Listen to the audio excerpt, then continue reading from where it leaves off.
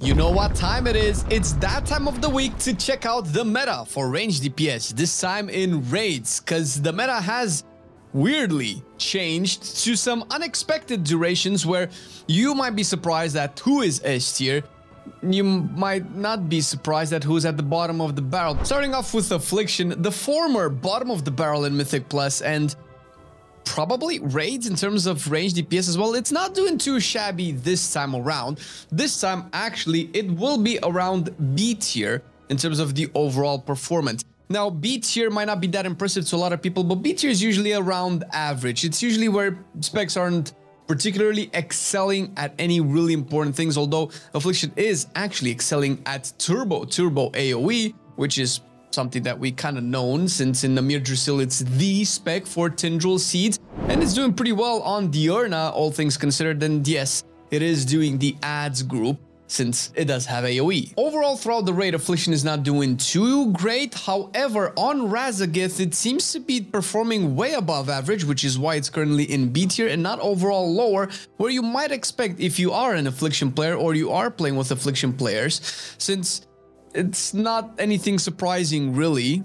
But to be fair, and even if you look at this particular breakdown of the damage on Razagith, the majority of its damage will still be coming from Seed of Corruption and Trinket as well, the Lore, whatever Tendril drops as its Trinket, where you have to be in melee range, and that's usually in the phase of DPSing the shield down, which is probably the only real DPS check on Razagith, and considering that it excels there, that is a pretty important place to excel at, which makes me kind of want to put it a little bit higher. But to be fair, the A tier specs that are on the list today are doing just that much better than Affliction, so not too shabby, looking good. Please be better. Let's go on to the next one, which is our Twitch channel, because we are streaming World of Warcraft and we are playing ranged DPS specs, particularly Mage, because I suck at it, and you get to see that live.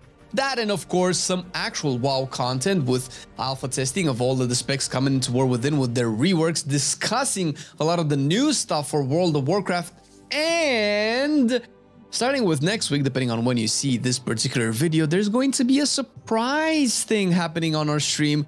Spoiler alert, you will see Marcelian there, and I'm not gonna say anything more, but the only way you will be able to see it is if you hit a follow on our Twitch and see what's happening, because if nothing else, you'll be able to do keys and raids with us on stream live at twitch.tv/MarcelianOnline. Augmentation Evoker, because I don't know how to do segues anymore, is always a difficult spec to rank, because obviously we usually just look at the data, since what else are you going to be using? People's opinions? We're obviously looking at data, and logs for augmentation are always here nor there, and since we've learned from last week's subtlety conundrum, we cannot really trust logs 100%. Now, be that as it may, even if it's pure its performance or performance accumulated with all of the buffs that it provides to a raid, augmentation is not doing too bad actually. Overall, it's just more balanced than it was at the release. It's not a guaranteed S tier anymore, because I'm just gonna put it right now, it's not S tier. It is A tier because it is still a very valuable spec to have in raids. It doesn't feel like it's mandatory, but it does perform above the rest, which is why it is currently in A tier. Balanced Druid has, I want to say, dropped, because I thought it did a little bit better. However, it is doing poop even after the buffs, although I believe that we might have had it C or lower in our overall performance, but it's not really there. It hasn't actually made it all the way into A tier, and I don't know if it will. The buffs that it had to its tier set have been good and kind of needed as well, but it is better than Affliction. It's mostly predominant in AoE, as with all balanced performance that has been present throughout Dragonflight, since I don't know if it had any other particularly amazing feat that it could do. Single target is fine, it's not terrible, like I think it might have been originally in Season 1. And if you look at this particular log, even with the best stars that have aligned for balance, where in this particular segment it's bursting, it has Incarnation, Bloodlust, and Potion, and it's doing okay, but it's not crushing it like you might have hoped for a spec that could make it into A tier or even better. And of course, one of its best fights is Diurna, which is a difficult fight, and usually when we do these tier lists, we try to look at some of the tougher bosses to judge specs by, because anybody can do Teros and do a lot of damage. But Diurna, even though it's not an amazingly difficult boss and AoE is kind of padding a lot of classes pad anyway, so, you know, it kind of evens out. But it is doing good there, and that, you know, enables you actually having access to the end boss of the raid, which, you know, is where the fat loot is. Speaking of fat, Arcane is, right now, the best mage spec in the raid. I don't think it's a stranger to this particular position. It's going to be into A tier. I don't know if it's better than augmentation. I don't think it is in terms of the overall contribution. I mean, having a mage spec is always good in a raid, and it is actually the best range DPS on boss damage in the raid, because melees are just giving all of the range players a run for their money. So whenever I say best, it's usually in the context of just pure range DPS. And that is the kind of damage that you want in a raid, because the boss is the raid, and the boss will not die until it dies. Logic. And since it's doing some of the best damage in terms of also burst, because we know that Arcane is king of burst, it's gonna earn its place into A tier, even though outside of its cooldowns and its very, very restrictive rotation, it's kind of bland. And speaking of bland, the king of beasts is Beast Mastery, and also hand in hand with Arcane. Very close to Arcane in terms of the overall performance. It is also the most popular spec in the game, range spec, once again, because Red Paladins, baby. And it's also the most reliable spec in the game. It's doing really good damage across the board. It doesn't have any like shining niche moments.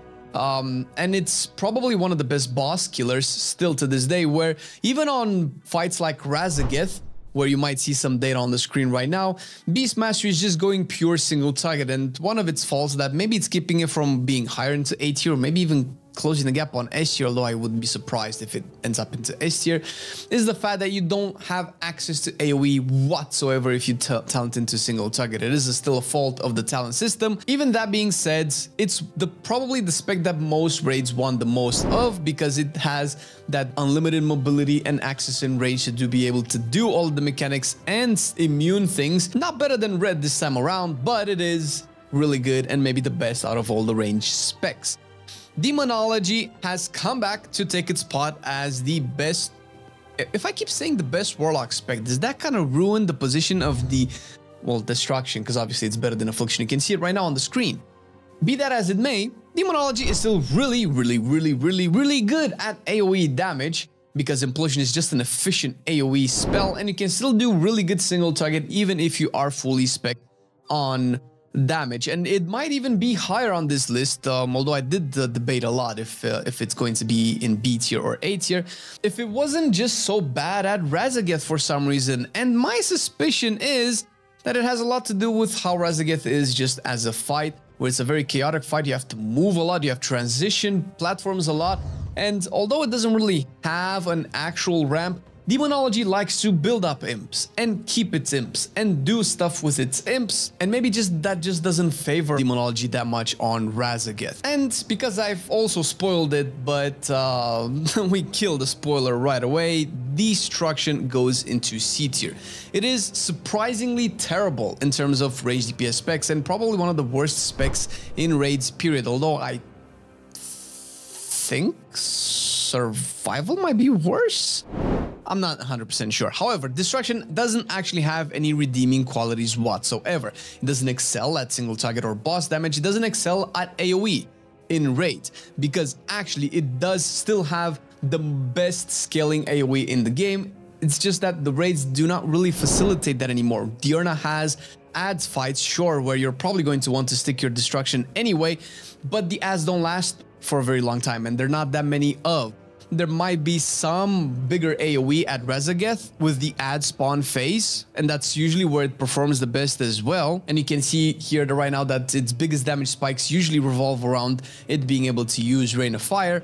It's just a sad situation, and maybe that's also why its tuning just doesn't see any updates, because it would effectively address its AoE as well, and it's kind of hard to buff Destruction without really nerfing its AoE. And infinite scaling AoE is indeed its niche, but it's so much of a niche that I feel like it shouldn't actually impact its raid performance whatsoever and its raid scaling period. But I digress. Whether or not that will change, likely not in Dragonflight anymore, but we'll see how it performs in the War Within. Until then, we also have to look at Fire Mage, which also is slightly disappointing in terms of the overall performance. And I've tried to find a reason to rank Fire Mage higher because I am incredibly biased about the spec recently since I've come to love it very much.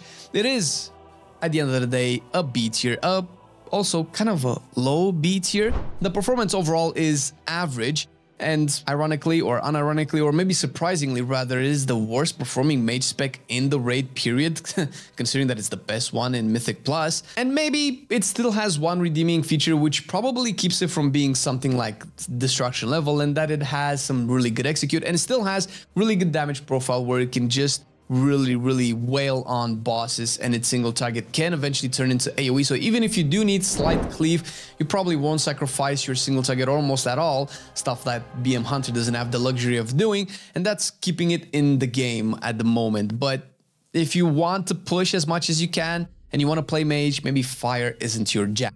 And that might not be that surprising considering Frost has been performing really well recently. It does have way more raw damage than Fire Mage, and it's very good in cleave and low AoE fights with Glacial Spike cleaves, and that is a very efficient way of doing AoE without losing, again, too much single target damage from bosses, although you do play Freezing Rain and some augmentations there with, I think, Coldest Snap on fights like Diurna and Razageth, or at least where you want AoE, so you kind of dip a little bit into your single target performance and potential to get a little bit more AoE, but even with that, it does really good damage. I kind of really want to put it higher than B tier, but I'm afraid it's probably just gonna be just as good as Fire Mage, and that's where we're gonna have it.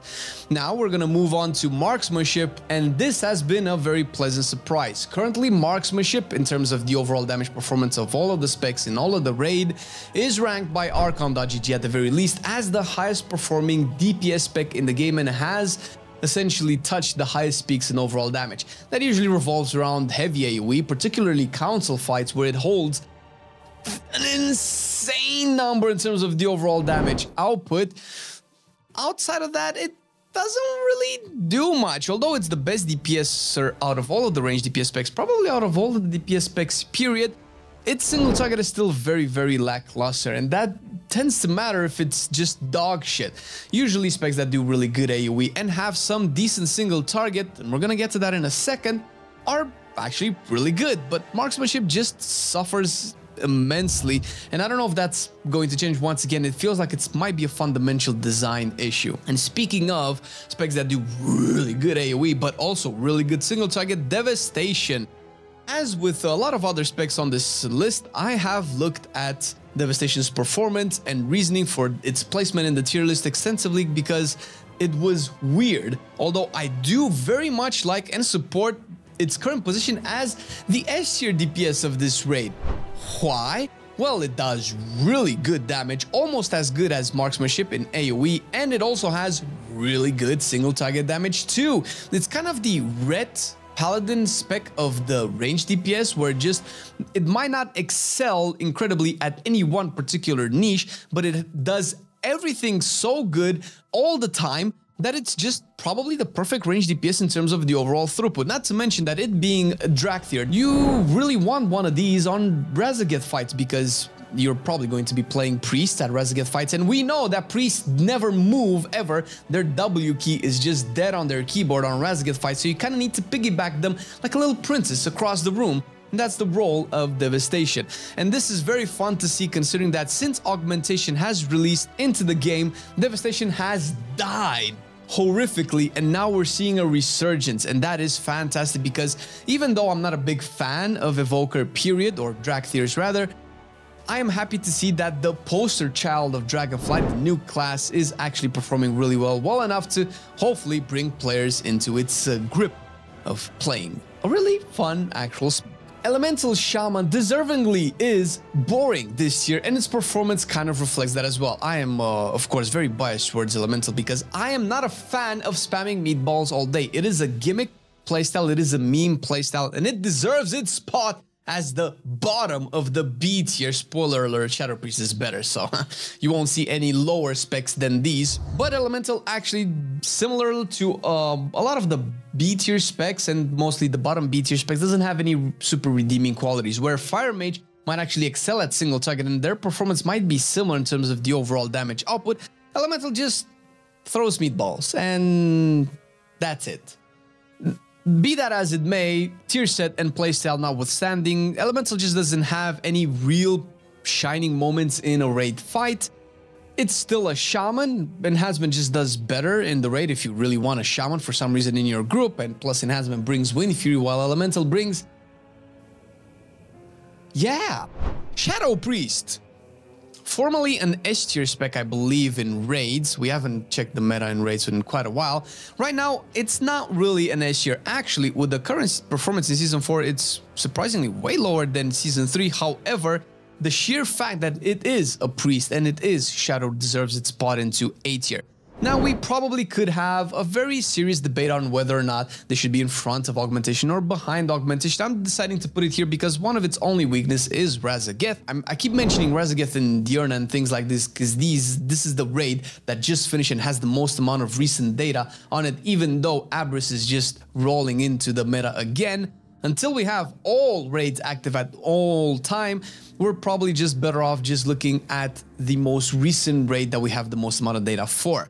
It's still doing really good damage. Its utility is unparalleled. I don't know if you really want priests as your healers if you're pushing. I'm seeing a lot of people just use Resto Druids, Mistweavers, Holy Paladins. And priest isn't necessarily a bad healer, but you might want a shadow before you bring any other priest into your group. This still has really big DPS in terms of AoE fights, and Diurna is probably one of its best fights, and it might actually be one of the best DPSers on Diurna in terms of range DPS at the very least, period. And that is a big plus in bringing it all the way up to A tier, considering that it does provide PIs and all the other stuff for all of the actual base DPSers in the raid. So you want as many priests as you can get. And that is essentially what Shadow is. But of course, melees are giving range a run for their money in terms of the overall performance, and even though Subtlety is weirdly ranked in our tier list, you can still watch the video and see exactly why the S tier range DPS specs are around A tier level when it comes to melee, because melee just dominates.